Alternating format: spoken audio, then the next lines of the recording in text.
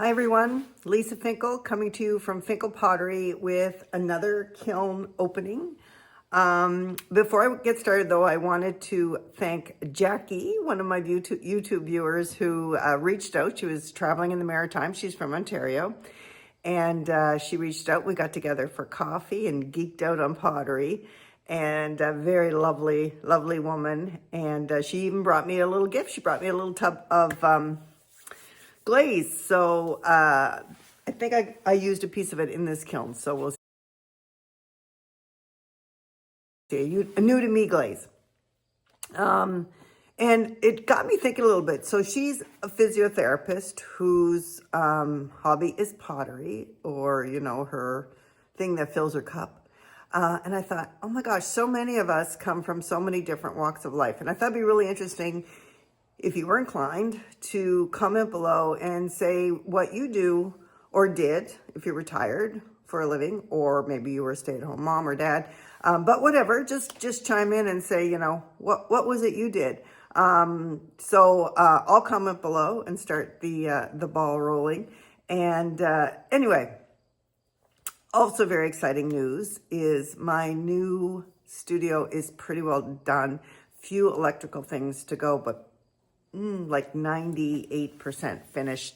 So I'm going to insert a video here. So for those of you that are curious, this is our view of the river. I've showed you that before. And then coming around, there's my little studio. So excited. So it's right next to the house. So let's take a little walk and I'll show you. So the contractor finished today, so exciting. Some things I want to do next year. For example, in front there below the big window, I want to plant some plants and stuff, but that'll be next spring. Nothing right now. I love this little deck he built for me off my studio, so I can come out and grab a bite or just take a little break in the sun. And then if we come around, he put a new door in right here because my kiln is right in the corner. And then here's the door to the studio. So I can just come out the door to the studio and head right in the kiln. So let's go inside. So here it is. Still need to get the light fixtures in, but aside from that, it's pretty well done. And look at the view. So I think I'll put my wheel near the window and maybe my glaze table. I'll try to put some things on wheels so that it's flexible. And a couple more windows here. So there's lots of windows. And yeah, really excited. So you get to see the space. And yeah, really excited to move into it. It'll be a bit of a job to get everything moved in, but oh, it's going to be lovely to be in a space where there's windows and light and all those things. So anyway, but today I do have a kiln opening, and kind of the regular slow cool schedule up to 2190, drop down to 1900 for 30 minutes, and mostly Tucker's white stoneware. I don't think there's anything else in here. I think it's all Tucker's. Yeah, so let's just dive in. So first I have just this little freeform heron plate tray, whatever you want to call it. Blue heron, great blue heron, which are right outside in the river by me. And this is just Amico Lagoon. I think I did 3 good coats. If I don't have texture, I would normally do 4 coats.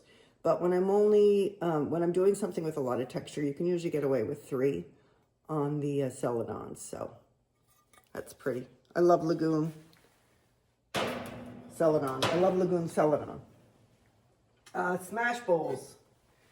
New favorite thing. Nat from Mud Magic is also enjoying doing these. Mostly because you can't do it wrong. Like you just throw 3 bowls and smash them together. And then I just kind of alter the rims around so it doesn't look like, you know, so it looks somewhat uniform, but not in a uniform way, if that makes sense. So in my case, I've been trying to get them all the same height, but I noticed Nat's been doing some varying heights, which is really cool too. So really anything goes on these, but I think they're really fun. Like for this would be great for like a taco night or charcuterie board or whatever. So the 3 bowls. So you just throw them, clean them, the bottoms up as much as you can, smash them together while they're still wet, like so, barely like off the wheel for maybe 10, 15 minutes, and then you can just smush. That's what I've been doing. And then you just smush them together. In this case, I put some little toppers on them just so you have something to grab it by. So this one is just a little flower. So I did 3 coats of honey flux all over. Then on the rims, but not on the flower, I did 2 coats of papaya, spectrum papaya. And then over the papaya and the flower, I did 2 coats of amaryllis, Mako amaryllis. And that turned out really pretty. Like that.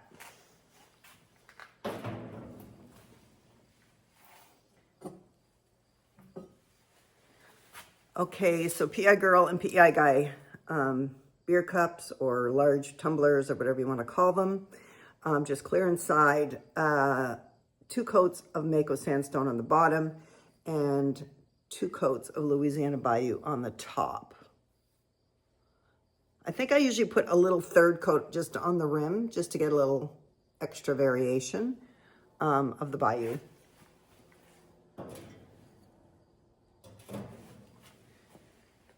And this color combo is somewhat inspired by Audrey Berm from Audrey Lynn Studios. I love her soft color combinations. She has such a wonderful touch with glazes.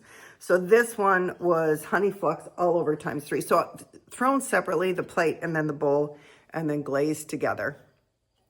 So 3 coats of honey flux, then 2 coats of green tea, Mako green tea on the rims. And then just in a little from the green tea, like not all the way to the edge of the green tea, 2 coats of seaweed. And that's quite pretty. So you got some soft green there. You've got some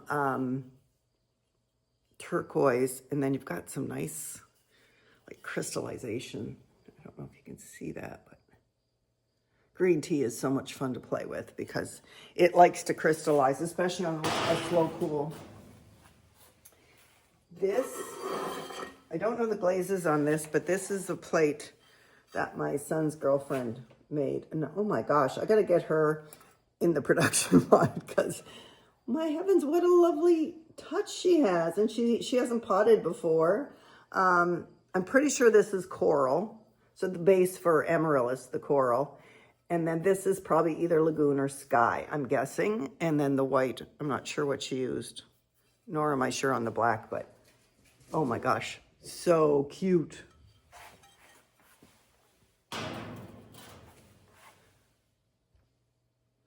Okay, next shelf. This was just tucked under a half shelf. So 2 coats of sandstone, 2 coats of Bayou. In the middle was 2 coats of Norse blue. Then over that, there is some Celadon bloom and then dabs of light flux, blue grotto.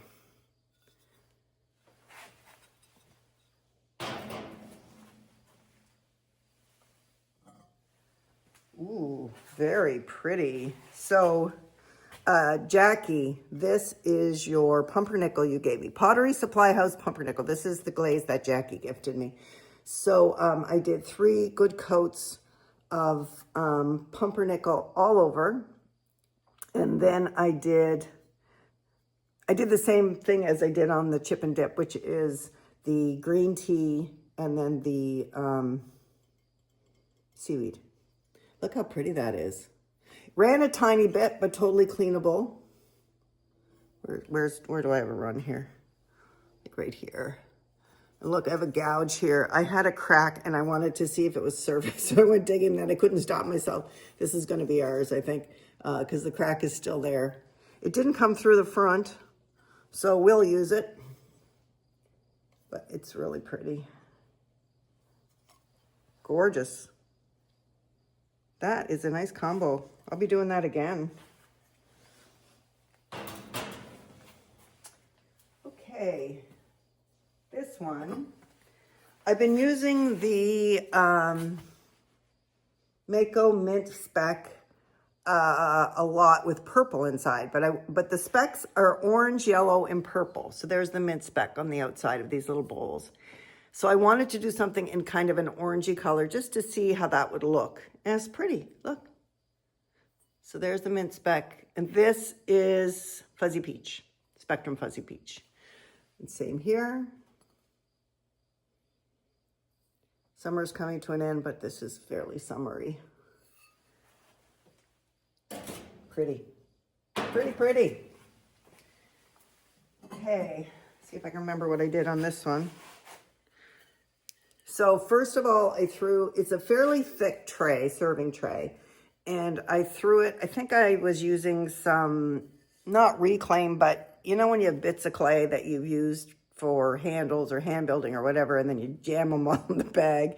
So I wedged it, but it's never fun to throw with. I never try to throw anything tall with it or whatever because it's can be very uneven. I know there's things you can do to make it more even, but so I often will do flatter things with it. So in this case, I did that. I did a flatter serving tray, and then I just cut the rim a bit and then turned it so that it looked like a wave. I don't know if I'm showing you that very good. There we go. And then I just put a starfish, a sand dollar, and a little scallop shell in there. So, and it turned out good. So I did 2 coats of sandstone at the back. Then I did 2 coats of Bayou over all of this. Then I wanted to use, what did I want to use? It's a Spectrum Glaze, the soft, not soft green, but soft aqua, but I'm out. So I actually have aqua gloss from Mako. So I thought I'm going to try that to see how that looks. And it's very pretty. So this is aqua gloss in the middle with Celadon Bloom over. Then there is some light flux just on the waves and little light flux where everything meets. But that turned out, I think that's lovely. It's heavy. It's not going to break easily, which is a good thing. Okay, last shelf. Lots of PEI Girl mugs in here, and I can see lots of running. Start with something maybe that didn't run. And this is the exact same glaze treatment as I just showed you on the tray. And this is just another smash bowl. And I just put a little starfish where it meets in the middle. So that's pretty. It's a bit brighter than the soft aqua. I think I might prefer the soft aqua, but it's good in a pinch. What's this? This is just a whiskey cup PI guy. So dipped in my Studio Black and then light flux. Like 2 coats, 2 about here. I think my Studio Black can eat color even a little more than Obsidian. So here's another one in that, but it's a nice black.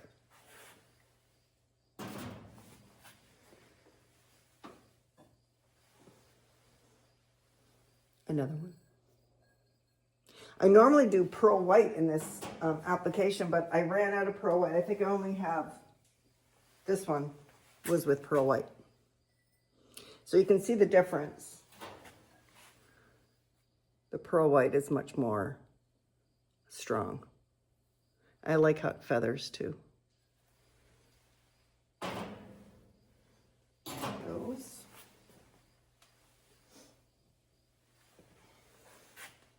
This one's pretty. So this one is Mako Soft Aqua. This is papaya on the top, and they didn't quite meet in the middle, and I put 2 coats of Honey Flux and then light flux, 1 coat of light flux over that. When you do Honey Flux with light flux over it, you get a really nice white drip. And out. I'm avoiding the drippy drips. I did 2 of those. Oh, and I also put papaya in the letters. So it's very pretty, like that.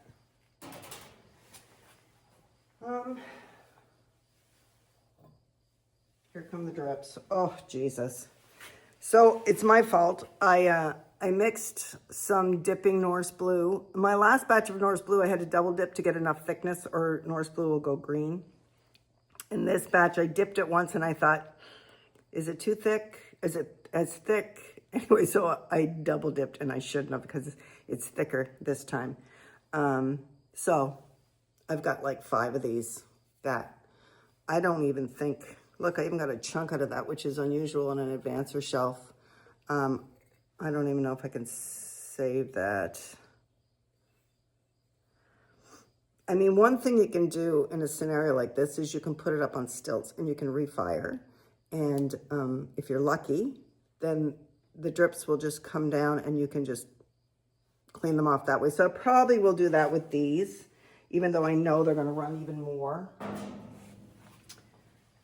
Oh, they're all bad. Might as well get it over with. The pain, the pain. There's another one. Oh, you probably want to know what I did, though. So this one was, so I did Norse Blue up to about here. Then I did a dip in Alabaster. Then I did a thick coat of Louisiana Bayou. And then I did a tiny bit of light flux on the rim. And that's really pretty, except for that. Lesson learned. We learned our lesson. And of course I did 5 of them because I wanted to dip because I was in a hurry. Oh, never be in a hurry when you're doing pottery. So this is Norse Blue, Alabaster. This was Raspberry Mist, 2 coats over the Alabaster, and then a little bit of light flux on the rim. And it's a really pretty glaze combo, except for this. That one maybe, I don't know. They're pretty bad. I'm going to get them all over with now because there's another one. Same. Oh, Lordy. There we go. That might be the end of the pain. Oh no, there might be one more actually. Damn it. Ah. Another good one. This one, ooh, that's pretty though. Look at that. So that was Alabaster and green tea and seaweed on the rim. And then the Norse Blue on the bottom. With lots of running. Okay. They may show up in the next kiln load. You never know.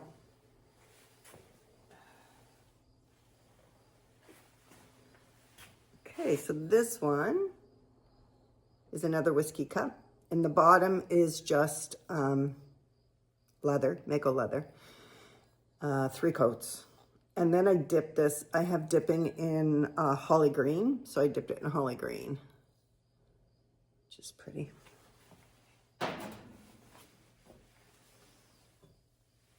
And another one with the same treatment. With clear inside. So those did not run. There you go. Small victories. Here's another one with the sandstone and the Louisiana Bayou. And, okay. Then the last one is the exact same treatment I showed you on those other pieces. Just a little bowl. And that's it. So overall, pretty good firing, except for the disaster of the mugs, but we learn our lessons the hard way. So next time I use Norse Blue, I will not be double dipping, or I'll add water to the bucket, one or the other. But double dipping is only something you do when you've got too much water in your glaze, and you don't want to, sometimes I'm leery of skimming water off because there are chemicals in there and I don't want to lose anything essential, although typically I think it's fairly safe. Anywho, another kiln load in the books. Next time I see you, I might be in my new studio. I will be in my new studio, actually, next time I see you. So take care, everyone, and I'll catch you next time.